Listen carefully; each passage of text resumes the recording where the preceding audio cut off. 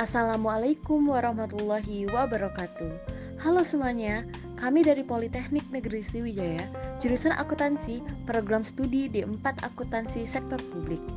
Di video ini, kami dari kelompok 5 yang beranggotakan 3 orang, yakni Elena Navia Fitri, Rida Aziza, dan Faniza Farina, akan menampilkan materi mengenai analisis pendapatan dan belanja pada mata kuliah Analisis Laporan Keuangan Sektor Publik. Selamat menyaksikan. Analisis varian anggaran pendapatan. Analisis varian anggaran pendapatan dilakukan dengan cara menghitung selisih antara realisasi pendapatan dengan yang dianggarkan. Biasanya, selisih anggaran sudah diinformasikan dalam laporan realisasi anggaran yang disajikan oleh pemerintah daerah.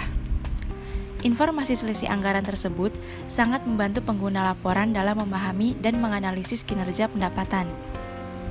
Dapat dihitung, presentasi varian itu yaitu realisasi anggaran pendapatan dibagi anggaran pendapatan dikali 100.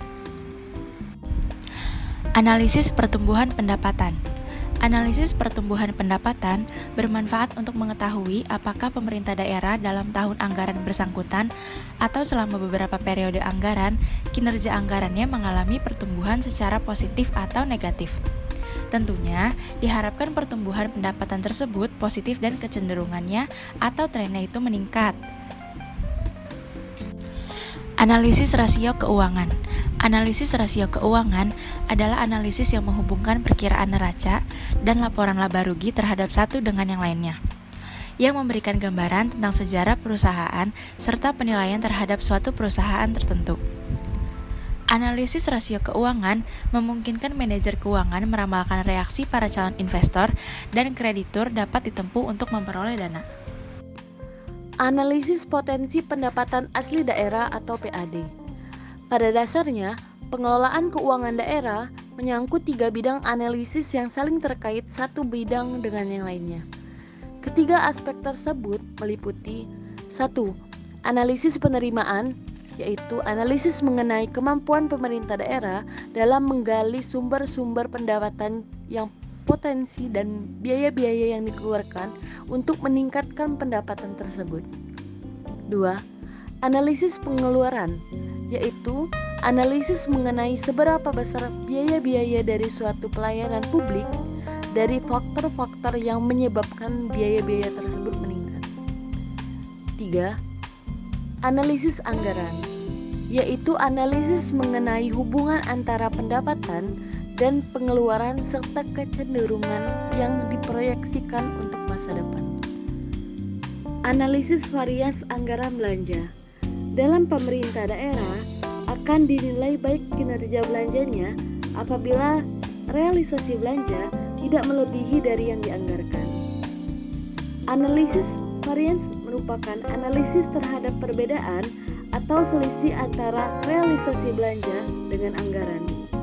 Berdasarkan laporan realisasi anggaran yang disajikan, pembaca laporan dapat mengetahui secara langsung besarnya variasi anggaran belanja dengan realisasinya yang bisa dinyatakan dalam bentuk nilai nominalnya atau persentasenya.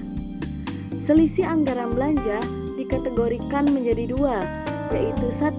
Selisih disukai atau favorable variance, dan selisih tidak disukai atau unfavorable variance. Analisis pertumbuhan belanja. Analisis pertumbuhan belanja bermanfaat untuk mengetahui perkembangan belanja dari tahun ke tahun.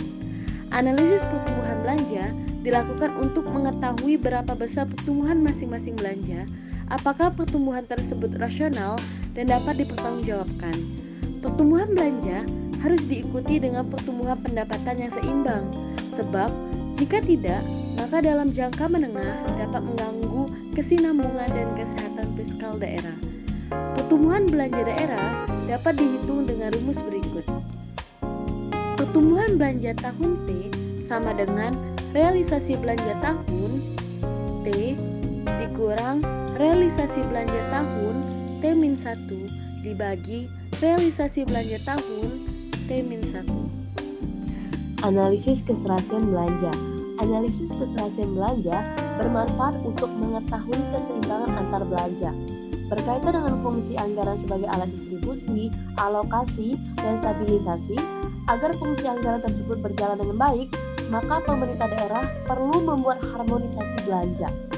Analisis keserasian belanja antara lain berupa: yang pertama, ada analisis belanja per fungsi terhadap total belanja. Yang kedua, analisis belanja operasi terhadap total belanja. Yang ketiga, analisis belanja modal terhadap total belanja.